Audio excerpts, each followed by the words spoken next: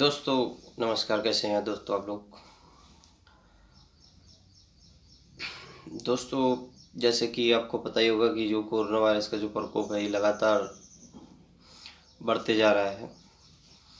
इसमें जो भी देश पहले कोरोना वायरस के कम शिकार थे वहाँ पर अभी संख्या बढ़ती जा रही है। इसमें जापान भी एक प्रमुख देश है। जापान में भी अब आपातकाल लग चुका है।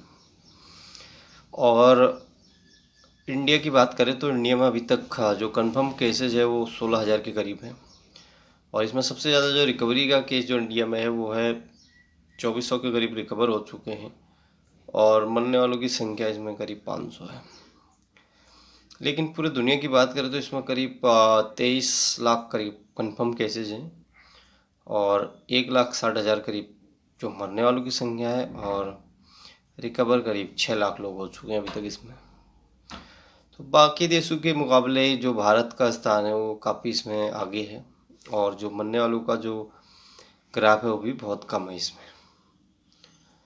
और दोस्तों आपको ये भी पता होगा कि बीच में ही जो स्विट्ज़रलैंड जो यूरोप की देश है उसकी एक मैथरॉन जो पहाड़ी है जिसकी ऊंचाई लगभग 14,692 फीट है, इस पर तिरंगा झंडा फहराया गया था। तो दोस्तों इसके जो फहराने का जो विषय है वो पूरी दुनिया में जो भारत की स्थिति है या भारत के द्वारा जो भी ये वर्ल्ड वाइड जो दवाइयाँ, खाने पीने का सामान या अपने लोगों को निकाल वहाँ से अपने देश लाने का जो प्रयास जो किया जा रहा है, ये उसको एक प्रकार से रिकॉग्नाइज किया जा रहा है या उसकी सराहना एक पूरी दुनिया में की जा रही है। दोस्तों बीच में जो अमेरिका जैसे देशों ने भारत से कुछ दवाइयाँ देने का आह्वान किया था जिसमें हाइड्रोक्लोरोक्विन और पैरासीटामोल जो विशेष थी, वो दवाइयाँ भारत पूरे दुनिया में डिस्ट्रीब्यूट कर रहा है और अपने स्टॉक को भी मेंटेन कर रहा है। और आपको ये भी पता होगा कि अमेरिका जो देश है उसने WHO यानी वर्ल्ड हेल्थ ऑर्गेनाइजेशन जो है उसमें अपनी फंडिंग जो वो देता है उसको बंद कर दिया है। ये लगभग 15% WHO का एक पार्ट है। WHO जो है ये पूरी दुनिया में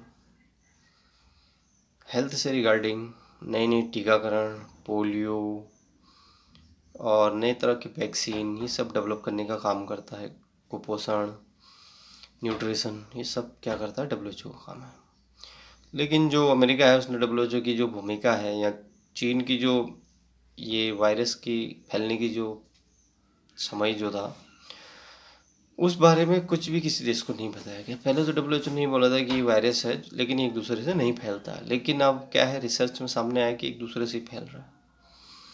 तो इसी संबंध में अमेरिका ने WHO के खिलाफ काफ़ी सख्त रुख अपनाया है। इसमें बहुत सारे देश चीन उसकी अमेरिका की आलोचना भी कर रहे हैं, जिसमें चीन, ब्रिटेन और 2-4 देश प्रमुख हैं। दोस्तों अमेरिका की तरफ से लगातार चीन पर एक राजनीतिक दबाव बनाया जा रहा है कोरोना वायरस के रिगार्डिंग में। और उसमें ये भी कहा गया विशेष रूप से कि अगर ये कोरोना वायरस चीन की लैब या किसी मानवीय तरीके से फैलाया गया तो इसके अंजाम जो है वो चीन को भुगतने पड़ेंगे, क्योंकि इस समय जो सबसे ज़्यादा जो कोरोना वायरस का प्रकोप है अमेरिका में हो रहा है, जो दुनिया का सुपर पावर है जिसकी अर्थव्यवस्था नंबर 1 पर है, तो चाइना नंबर 2 पे है अभी। तो चाइना ये चाहता है कि पूरी दुनिया पर उसका कब्जा हो जाए। जैसे कि आपको पता ही होगा कि चाइना अभी विशेष रूप से मेडिकल के उपकरण, सैनिटाइजर, मास्क ये पूरी दुनिया में एक्सपोर्ट कर रहा है। और जिसमें से भी भारत में भी कुछ एक्सपोर्ट हुए थे, लेकिन उसमें से 50% जो आइटम है वो घटिया या जो हम चाइना के माल के ऊपर हम बोलते हैं कि सुबह शाम तक चलने वाला, उस टाइप का वो आइटम बताया गया है। तो दोस्तों इस समय जो चाइना है वो अपनी अर्थव्यवस्था और अपने प्रोडक्ट को एक्सपोर्ट करने में ध्यान दे रहा है। लेकिन इस बीच एक बुरी खबर चाइना के लिए ये है कि जापान ने जितने भी अपनी कंपनियां हैं उनको वहाँ से हटाने के लिए उनको दूसरे देश या अपने देश में आने के लिए कुछ विशेष जो पैकेज है वो अनाउंस किया है, इसी तरह से अगर और भी देशों के लोग यही करने लगे तो चाइना की अर्थव्यवस्था बढ़ना तो बहुत दूर की बात है, वो बहुत मुश्किल में फंस जाएगा। जैसे कि सारे देश पर दबाव बनाएंगे, अपना अपना बिजनेस कम करेंगे, एक्सपोर्ट उससे कम करवाएंगे। तो इस बीच ये खबर इंडिया के लिए भी बहुत ज़रूरी है, क्योंकि यहाँ पर इंफ्रास्ट्रक्चर और नई नई कंपनियों की ज़रूरत है। तो खबर आई थी कि यूपी में जो सीएम योगी आदित्यनाथ जी हैं, उन्होंने बहुत जगहों पर ऐसी एरिया चिन्हित की है जहाँ पर कि चाइना से वापस आने वाली फैक्ट्री को जगह दी जाए। और दोस्तों, इसमें ये भी गंभीर विषय है कि जो अमेरिका की जो ताकत है वो चाइना उस पर एक